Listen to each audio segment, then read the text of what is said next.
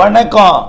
செல்வகுமாரின் இலங்கைக்கான வானிலை முன்னறிவிப்பு, குறிப்பாக அச்சம் போக்கும் ஆய்வறிக்கை எனலாம். இதை 2026 ஜனவரி 9 வெள்ளிக்கிழமை அதிகாலை 4 மணிக்கு பதிவு செய்யப்படும் ஆய்வறிக்கை.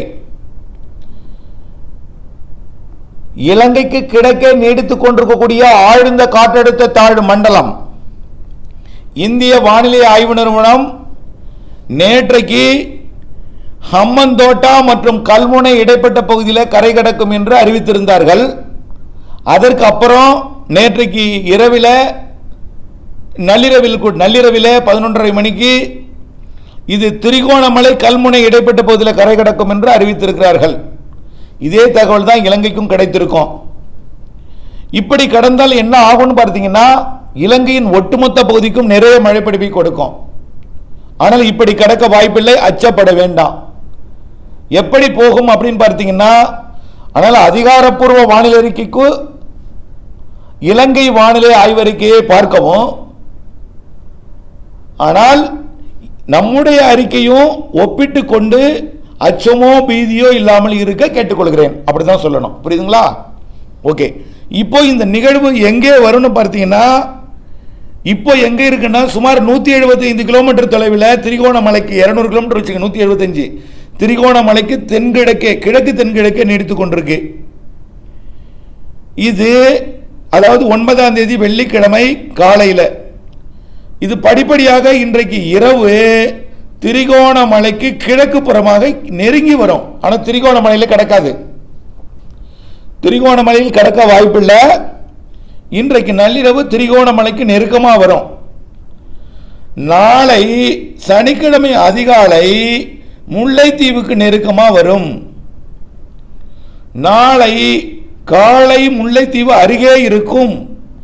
முல்லைத்தீவில் தரையேறியது போல இருக்கும். அப்படியே அதாவது என்னன்னா, செயலிழந்து இப்போ திரிகோணமலைக்கு கிடைக்க இருப்பது ஆழ்ந்த காற்றழுத்த தாழ்வு மண்டலம். முல்லைத்தீவு திரிகோணமலை நெருங்கும் பொழுதும் ஆழ்ந்த காற்றழுத்த தாழ்வு மண்டலம். திரிகோணமலைக்கு நெருக்கமாக சற்று வடக்கு நோக்கி நகரும் பொழுது ஒரு காற்றழுத்த தாழ்வு மண்டலமாக மாறிடும். முல்லைத்தீவை நெருங்கும் பொழுது அது ஒரு வெல் மார்க் லோ பிரஷராக மாறும்.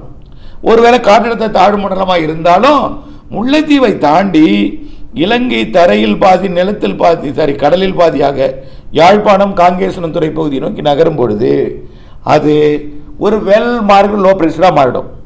பிறகு யாழ்ப்பாணத்திற்கும் கோடியக்கரைக்கும் இடைப்பட்ட அந்த பாக்ஜல சிந்தி பகுதியை நாளை மதியம் அடையும். அதாவது சனிக்கிழமை மதியம் அடையும். பிறகு நாளை மாலை ராமேஸ்வரம் மற்றும் தலைமன்னார் இடைப்பட்ட பகுதியில் நகரும். இது எல்லாமே செயலிழந்து நகரும். எதுக்காக சொல்றேன்னா, எங்கே மழை பொழியும் என்பதை நீங்கள் புரிந்து கொள்வதற்காக. ஹம்மந்தோட்டாவில் நுழைஞ்சதுன்னா ஒட்டுமொத்த இலங்கைக்கும் கொட்டி எடுக்கும் மழை. அப்படி நடக்காது. திரிகோணமலையில் நுழைந்தாலும் அது ரத்னபுரா புத்தளம் திரிகோணமலைக்கு வடக்கே உள்ள எல்லாமே கொட்டிடும். அப்படி நடக்காது. இது திரிகோணமலை முல்லைத்தீவை ஒட்டியே சென்று காங்கேசன்துறை யாழ்ப்பாணம் அருகே சென்று செயல் இழந்து தெற்கு நோக்கி திரும்பி தலைமன்னார் புத்தளத்திற்கு மேற்கு புறமாக ஒரு காற்றழுத்த தாழ்வு பகுதியாக மன்னார் வளைகுடாவிற்குள் வந்து பிறகு கன்னியாகுமரி கடல் பகுதி மற்றும் மாலத்தீவு பகுதியை நோக்கி நகரம். ஒரு ரவுண்ட் அடிச்சுட்டு போவோம். இலங்கையே ஒரு வட்டம் அடித்து வரும்னு வச்சுங்க. புரியுதுங்களா? இலங்கையே ஒரு வட்டம் அடிக்கும். ஒரு வளம் வரும். வளம் வந்து விலகும். இதனால் எங்கே மழை பொழிவை கொடுக்கும் அப்படின்னா, அதாவது இப்போ இலங்கையோட கிழக்கு கரையோரத்தில் மழை பொழிவை கொடுக்கும். காற்றும் இருக்கும். நல்ல வலுவான காற்று திரிகோணமலையில் இருக்கும், முல்லைத்தீவுலையும் இருக்கும், யாழ்ப்பாணத்துலையும் இருக்கும். காற்று இல்லாமல் இருக்காது. ஏன்னா இது புயலா இல்லைன்னா கூட ஒரு காற்று மண்டலம் இல்லையா, ஒரு ஆழ்ந்த காற்றெடுத்த தாழ்வு மண்டலம் இல்லையா, அதனால கடல் சீற்றமாக இருக்கும், காற்று இருக்கும். எங்க இருக்கும் மழை? அதாவது அம்பாறைக்கு வடக்கே தான் மழை இருக்கும். இன்றைக்கு அம்பாறை, திரிகோணமலை, முல்லைத்தீவு, அப்படியே காங்கேசன்துறை, யாழ்ப்பாணம் உள்ளே இருக்கும். உள்ளேன்னா எல்லா மாகாணங்களுக்கும் வடக்கு உள்பகுதியில் கொஞ்சம் இருக்கும். அதாவது அனுராதபுரம், வவுனியா, கிளிநொச்சி போன்ற பகுதிகளுக்கெல்லாம் இன்றைக்கு மழைப்பிடிப்பை கொடுக்கும். படிப்படியாக இந்த நிகழ்வு வடக்கு நோக்கி நகரும் பொழுது அம்பாறை மழை ஓஞ்சிரும். திரிகோணமலையில் இன்றைக்கு மதியத்திலிருந்து வலுத்த பலத்த மழையாக மாறும். இன்றைக்கு மதியத்திலிருந்து திரிகோணமலைக்கு வலுத்த பலத்த மழையாக மாறும். திரிகோணமலை, முல்லைத்தீவு ஒரு 25 சென்டிமீட்டர் வரைக்கும் மழைப்பொழிவு கிடைக்கலாம். ஆனால் ரொம்ப தூரம் உள்ளே போய் மழைப்பொழிவை பெருசாக கொடுக்காது. ஆனால் புத்தளம் வரைக்கும் மழைப்பொழிவை கொடுக்கும். அப்படியே பார்த்தீங்கன்னா தலைமன்னார் வரைக்கும் மழைப்பொழிவை கொடுக்கும் இன்றைக்கு. ஆனால் பெருசாக பரவலாக மழைப்பொழிவு இருக்காது. தொடர்ச்சியான மழை, கனமழை கொடுக்கும் இடம் திரிகோணமலை, முல்லைத்தீவு இடைப்பட்ட பகுதி. இன்றைக்கு மதிய மாலை திரிகோணமலை, முல்லைத்தீவு இடைப்பட்ட பகுதி. பிறகு இது இன்றைக்கு இரவெல்லாம் முல்லைத்தீவு, யாழ்ப்பாணம், காங்கேசன்துறை இடைப்பட்ட பகுதிக்கு மழைப்பொழிவு கொடுக்கும். பிறகு அப்படியே அங்கே இருக்கும் பொழுது தமிழ்நாட்டுக்கு தான் மழைப்பொழிவு கூடும். அதுக்காக நீங்கள் அச்சப்பட தேவையில்லை.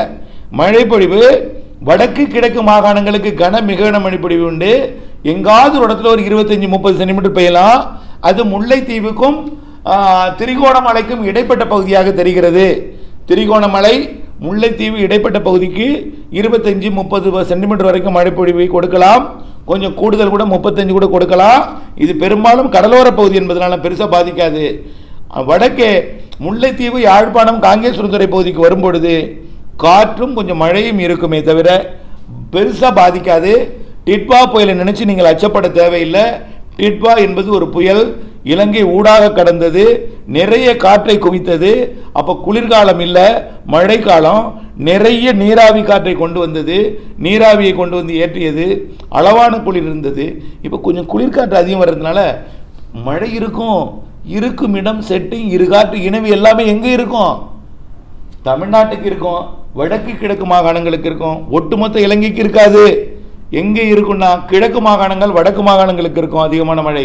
அதுலேயும் திரிகோணமலை, முல்லைத்தீவு இடைப்பட்ட பகுதிகளுக்கு, திரிகோணமலை, முல்லைத்தீவு சுற்றுவட்டார பகுதிகளுக்கு, கடலோர பகுதிகளுக்கு, வடக்கு கிழக்கு மாகாண பகுதிகளுக்கு இருக்கும். பிற மாகாணங்களுக்கு அளவாக இருக்கும். இது முல்லைத்தீவு, திரிகோணம், யாழ்ப்பாணம் வரும்பொழுது நாளை மதியம் பலத்த மழையாக தமிழ்நாட்டுக்கு பொழியுமே தவிர இங்கே குறைந்த அழுத்த பகுதியாக இலங்கை மாறிடும். இலங்கையோட பிற பகுதிகளில் மழை இருக்கும், சாரல், தூரல், லேசான மழையாக இருக்கும். ஆனால் இலங்கை ஒரு குறைந்த அழுத்த பகுதியாக, ஒரு லோ பிரஷர் ஏரியாவாக மாறிடும். அப்போது வெளிப்பக்கம், வடக்கு பக்கம் தான் மழைப்பொழிவு, காற்று குவிதெல்லாம் இருக்கும். அதனால் இலங்கையில் தாழ்வு பகுதி, மழை எங்கே? தமிழ்நாட்டிலே. இலங்கையில் தாழ்வு, மழை தமிழ்நாட்டில் இருக்கும். கவலைப்படாதீங்க. மழைக்கு மட்டும் முன்னெச்சரிக்கை எடுங்க. எங்கன்னா திரிகோணமலை சுற்றுவட்டாரம், முல்லைத்தீவு சுற்றுவட்டாரம், யாழ்ப்பாணம், காங்கேசன்துறை உள்ளிட்ட கிழக்கு மாகாணங்களுக்கு கொஞ்சம் காற்றுடன் கனமழை இருக்கும், மிக கனமழை பொழிவும் இருக்கும்.